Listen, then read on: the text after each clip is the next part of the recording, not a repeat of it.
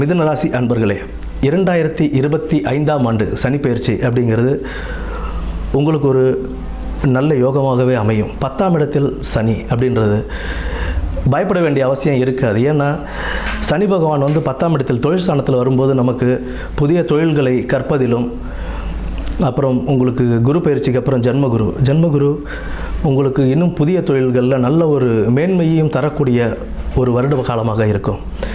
மிதுன ராசிக்கு 2025 சனி பயிற்சி அப்படின்றது ஒரு நல்ல ஒரு ஸ்தானத்தையே உங்களுக்கு கொடுக்கும். ஏன்னா 12ஆம் இடம் ரிஷபத்தை சனி பகவான் பார்க்கிறார், 12ஆம் இடத்தையும் பார்க்குறாரு.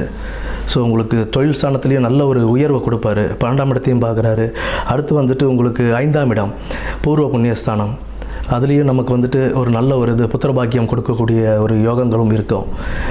குரு பயிற்சிக்கு அப்புறம் உங்களுக்கு நல்ல ஒரு தெளிவும் பிறக்கும்.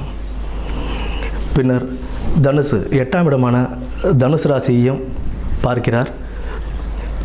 சனி குருவை பார்ப்பது நல்லது தான். ஏன்னா இப்போ சனி பகவான் குருவுடைய வீட்டிலேயே இருக்கிறதுனால அதிக கெடுதல்கள் செய்ய மாட்டார்.